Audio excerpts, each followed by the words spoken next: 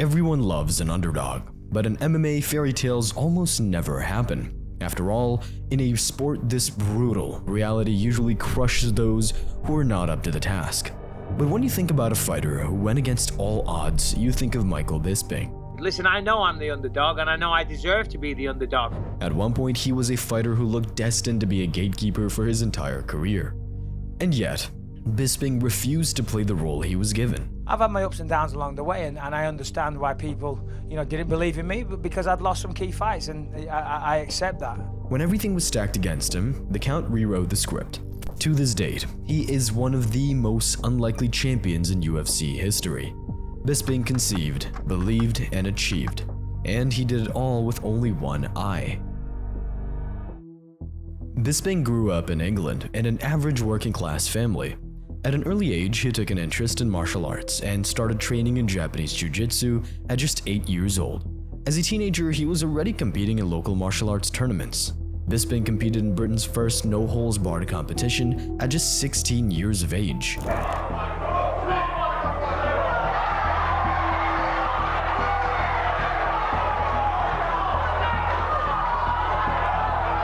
He soon began competing at kickboxing, even becoming a local champion at the regional scene. But while Michael had all the qualities of a professional fighter, MMA wasn't really a thing in the UK yet, and fighting wasn't paying the bills. With no real path forward and the pressure of everyday life closing in, Bisping walked away from fighting. At 20 years old with a kid on the way, Mike took on dead-end jobs in his hometown to make ends meet. I come from a small town, and one of the local employers is the slaughterhouse. And any young loser like myself has done a stint at the slaughterhouse when they need a job, And I went in, and I was squeegee mopping blood into the drains. I was like, what the is this? Oof. So I said to the foreman, I said, listen, I could be of more use to you than this. He said, let me think about it. So I went off, had my break, had my bacon sandwich, came back, and he's like, yep, you're right, you're a good kid. I'm gonna make you an apprentice slaughterman. I was like, holy that's not what I was looking for. For a while, it looked like Bisping would become just your average working-class Britishman. However, one of his supervisors at the time later convinced him that he should pursue his talent. And this guy said to me, he said that I worked with my supervisor, he says, Michael, he said, what do you want to do for the rest of your life? Is this what you want to do? And I said, no. He said, well, you need to give it some thought because, before you know it, 40 years will have passed, just like it did for me, and you'll be an old man. And I thought, he's right. And I thought, what am I going to do with my life? And I was thinking. And I kept coming back to fighting. Influenced by pride in the UFC, he decided to give mixed martial arts a try. With kickboxing and jiu-jitsu experience in the bag, it seemed like the perfect fit for his abilities. In the early 2000s, the sport was only beginning to make its way across Britain, and just as MMA was starting to take root in Britain, Bisping stepped back into the fight game. Bisping took a couple of fights in the regional British MMA scene. At that point, it became clear that the sport was a great fit for him. While later in his career he became known for his crisp boxing, good distance management, and excellent cardio, back in the day Mike fought like a wrecking machine.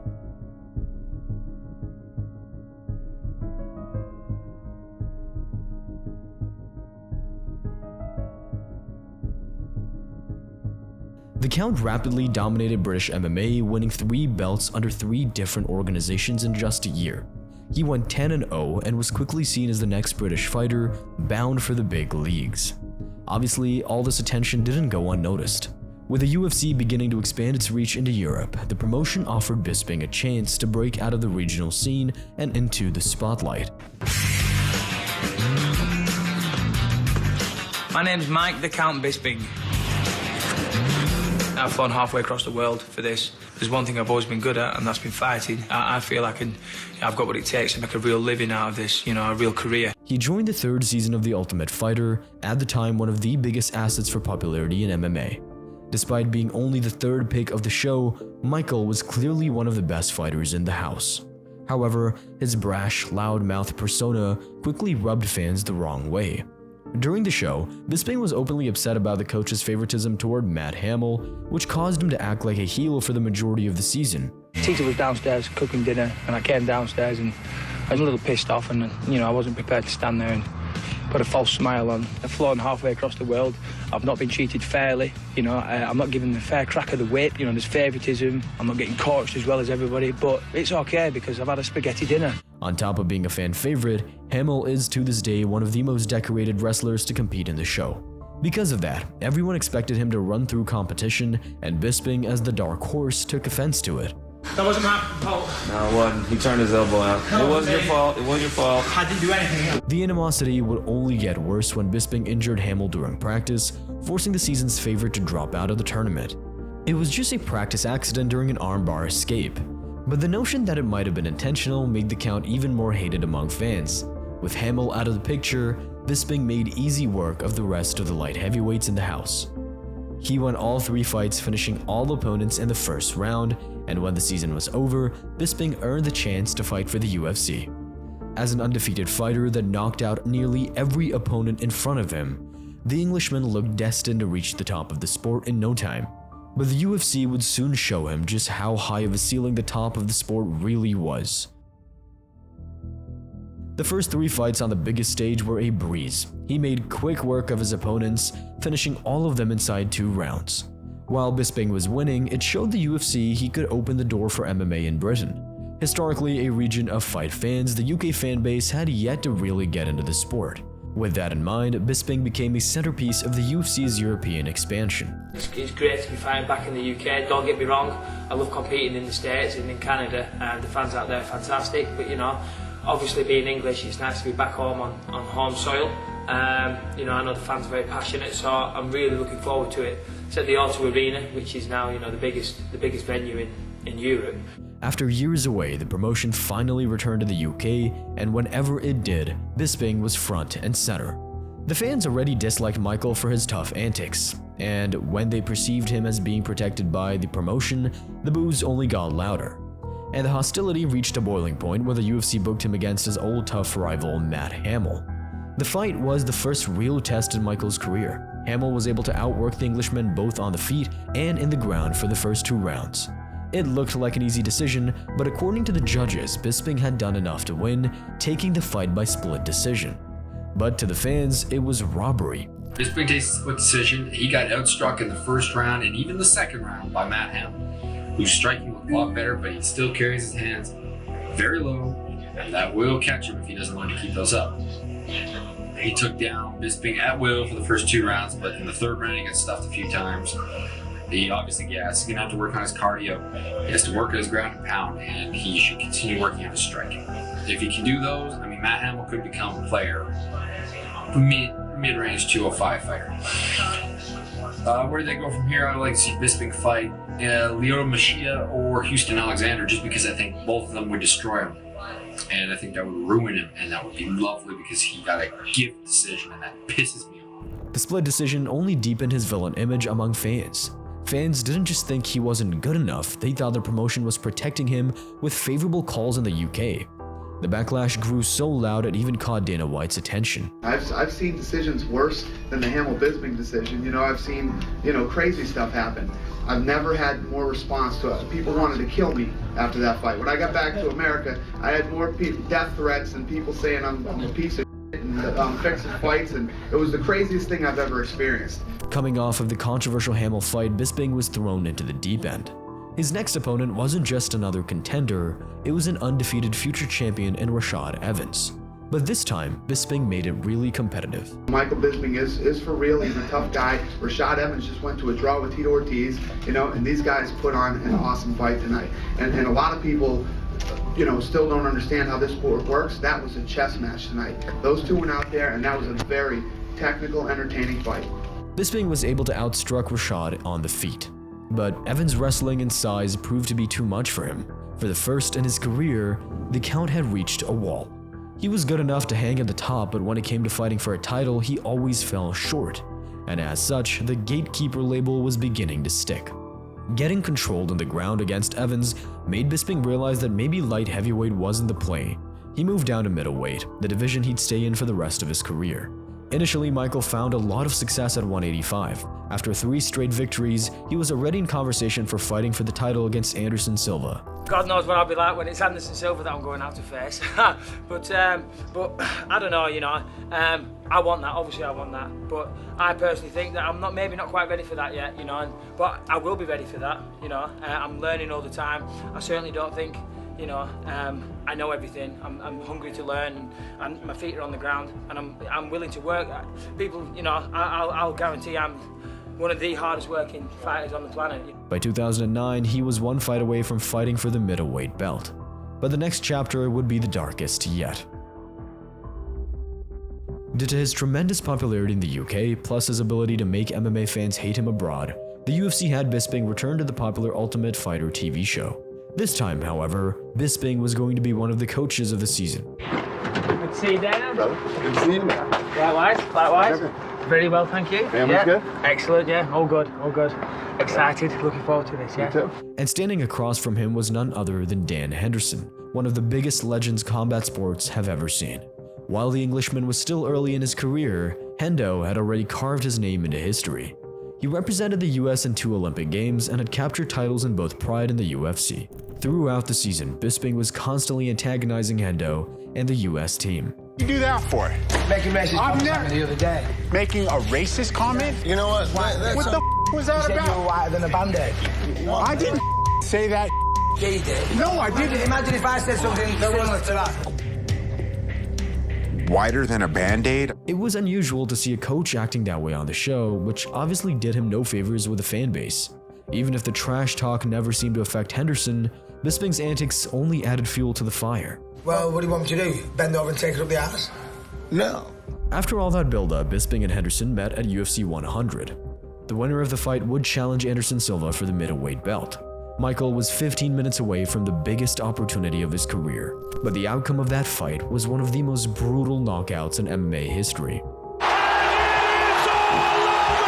was circling towards that direction. He ran right into the big right hand of Dan Henderson, and he is still out cold. Not only did Bisping eat one of the hardest right hands we've ever seen, but Hendo also made sure to seal the deal with a flying elbow right to the jaw of a man who was already out cold. The knockout was so brutal that most people thought Bisping would never fully recover from it, and the fans who despised him relished every second of it. Anytime I would say something on Twitter or online, I would be sent a copy of the GIF.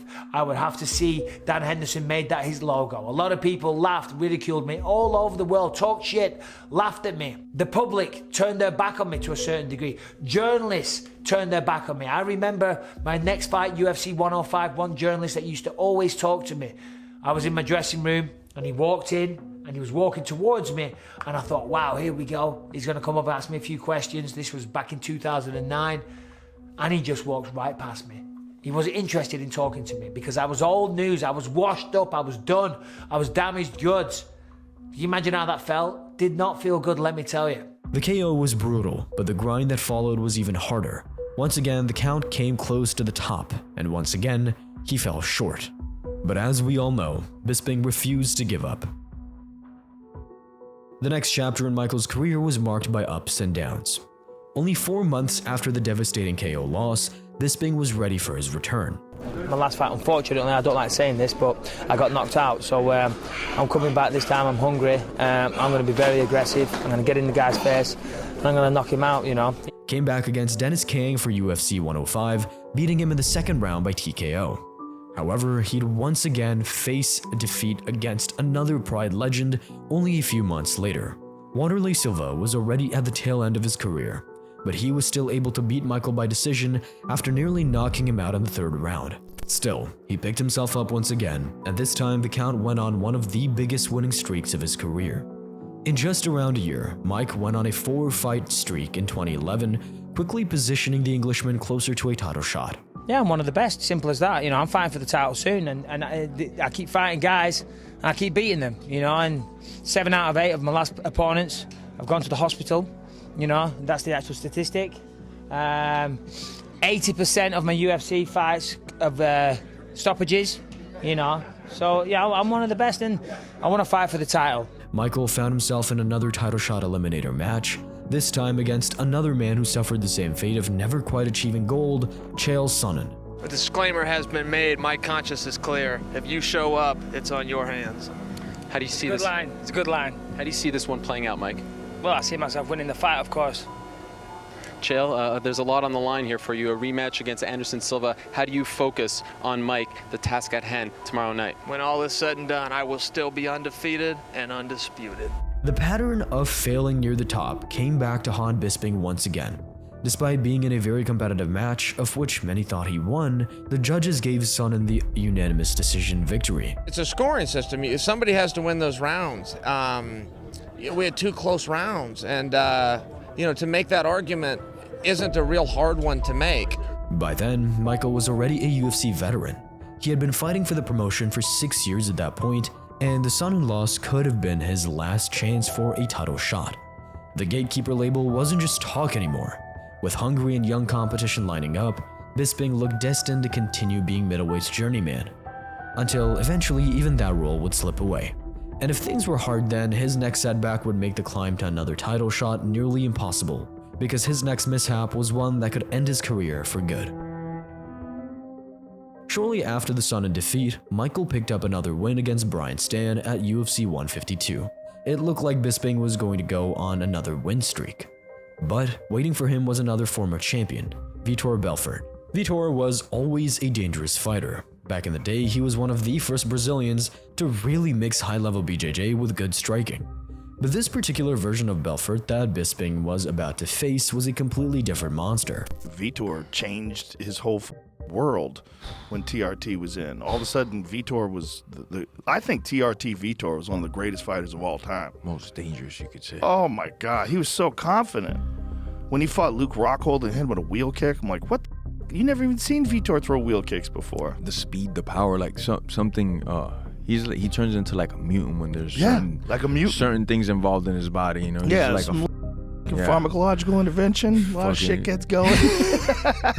Back then, athletic commissions allowed fighters to go on testosterone replacement treatments, also known as TRT. In theory, TRT permitted aging fighters to continue competing at the highest level, offsetting some of the biological setbacks that age brings. But obviously, some fighters started drinking the Kool-Aid by the gallon. I don't like TRT. I'm not a fan, and the reason that I'm not a fan is because people started abusing it.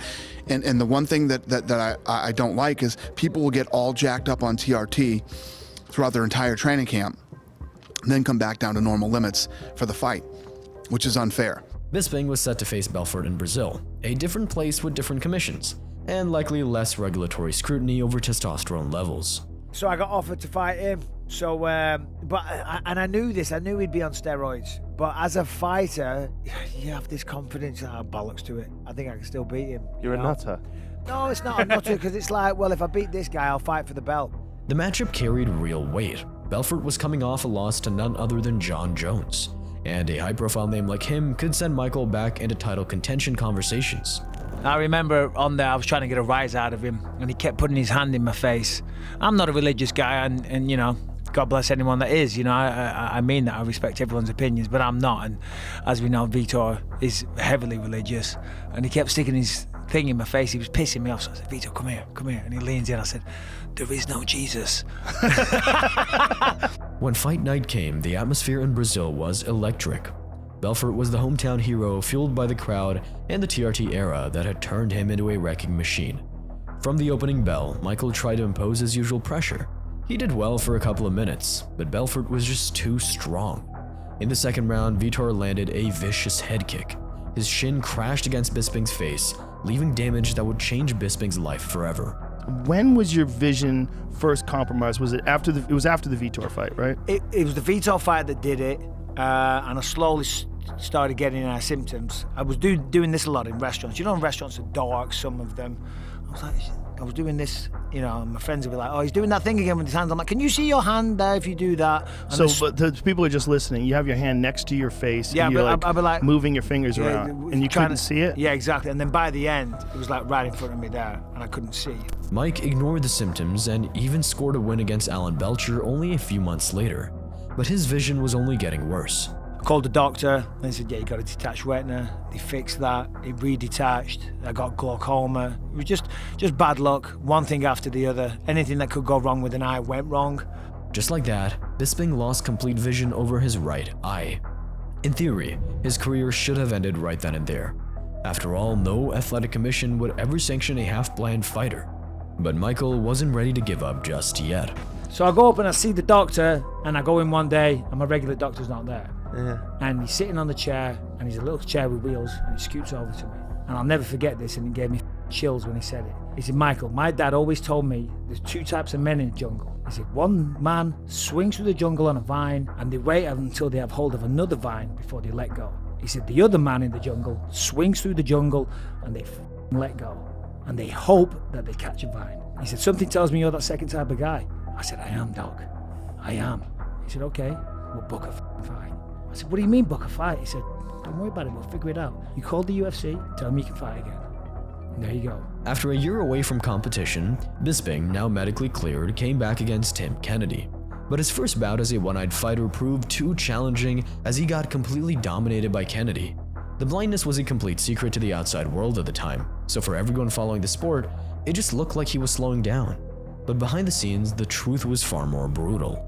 I only had one eye, one functioning eye.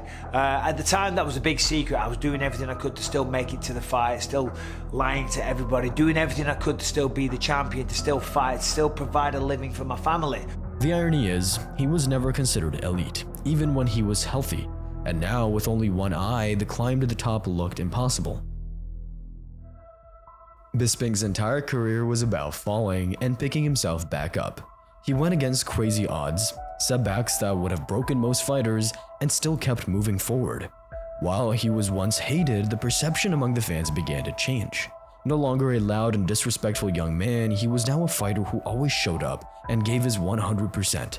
Michael came back once again and put on a clinic against Kong Lee. I'm sure you guys are sick of hearing me saying I'm one of the best in this and that, but losing fights doesn't go hand in hand with proclaiming to be one of the best. So I needed a good performance. I was happy with that. Up next, Bisping was set to face another former Strikeforce champion in Luke Rockhold. At the time, Rockhold was a young up-and-coming fighter who was on his way up in the division. And when the two collided, Luke made it look easy. In the fight, an accidental headbutt opened a cut above Bisping's good eye, leaving him with a major handicap. I've got to be careful how I word this because, he beat me fair and square, but that headbutt, when he came in with it, I can't really remember anything after the headbutt, to be honest. So, but that's the way it goes. We're in there and we're punching and we're kicking and heads get clashed. I doubt it wasn't intentional. So, yeah, but it certainly did affect things. As I say, I can't remember after that. After a head kick sent him to the ground, Rockhold choked him out with a guillotine in the second round. It looked like rock bottom once again for the count, but as fate would have it, Destiny wasn't finished writing his story. Bisping clawed back up once again and went on a 2-fight winning streak in 2015. His next opponent, however, wasn't just another contender. He was the best to ever do it at 185 pounds. Everything that Anderson Silva did inside the octagon, I was a massive fan of, but I always wanted to fight him. In the build-up, the MMA community was already prepared for another rinse and repeat. They'd seen this story before. Bisping climbs, gets close, and then gets crushed by the elite. And while Anderson was already past his prime at 40 years old, everyone still expected him to beat the Englishman. But on fight night, Bisping was on point. Brilliantly executed fundamentals is what this fight was all about, and it came down to that, and it came down to really the number one thing was the mastery of distance from Michael Bisping. On top of showing good technical skills, he also showed true grit. Michael was essentially knocked out in the third round with a flying knee, and got saved by the bell. Maybe younger Bisping wouldn't have been able to come back from that adversity, but not this time. Bisping is one of the toughest men on the planet. God. That dude has one eyeball, okay? Straight He up got one eye. knocked out dead at the end of the third round, came back and won the fourth. He beat Silva by decision in his home country, by far the best win of his long-running career at the time.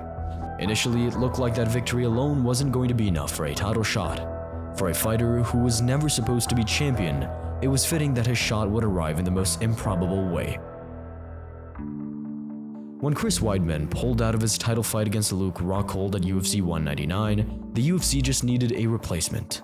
And with just 17 days notice, Michael got the call. I get a phone call off Helwani. He said, listen, Mike, Chris Weidman's injured. He's out of the title fight with Luke Rockhold, okay? This might be your opportunity to get that long, elusive title shot. He was set to face the same man who just 2 years before had head kicked and choked him out.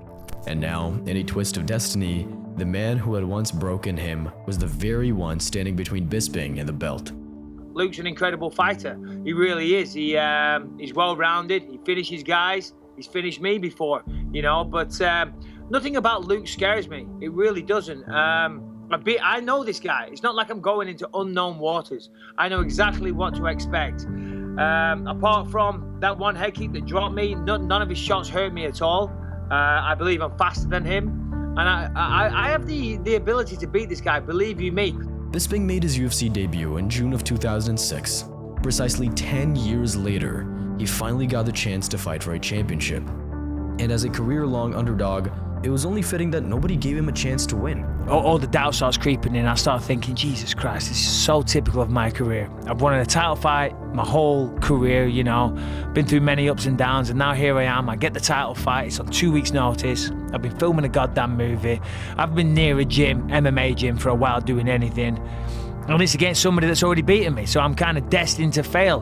But the Count had built his entire career on proving people wrong, even himself. When you clipped Rockhold, I remember thinking, holy shit. When I see Rockhold's legs buckle and I see him stagger backwards, I was like, holy shit, he got him. And then when he stumbled against the cage and you bashed him and stopped him. I can't help but laugh because it does bring a smile to my face. Almost like I couldn't believe it. It was like a movie. One left hook was all it took to change destiny. Just like that, the longtime journeyman was now the champion of the world. Luke was coming in, he hits me with a jab. As he hits me with the jab, I come right hook to the body, boom, left hook over the top. And as I come with the left hook over the top, you know when a good punch lands because you get the feedback on your knuckle and then boof. I was like, whoa, hold on a minute. That was a good one because I could tell, I could feel it, and then all of a sudden, boom, Rocco goes down. After 26 fights, Bisping became the fighter with the longest road to a championship at the time. It was the culmination of a decade of setbacks, heartbreaks, and sheer refusal to quit. Becoming the world champion, knowing that everybody wrote me off, knowing that everyone talked shit about me, other fighters, just it was everywhere. I heard what people always said about me, do you know what I mean? So to win like that in style in the first round, yeah, it felt amazing. Everyone loves an underdog, and on that night, the greatest underdog story in MMA was finally complete. We hope you enjoyed the video. If you want to watch more videos like this, check out our latest video on Petr Yan, another fighter who had to go through the grinder to get his belt back. Thank you for watching.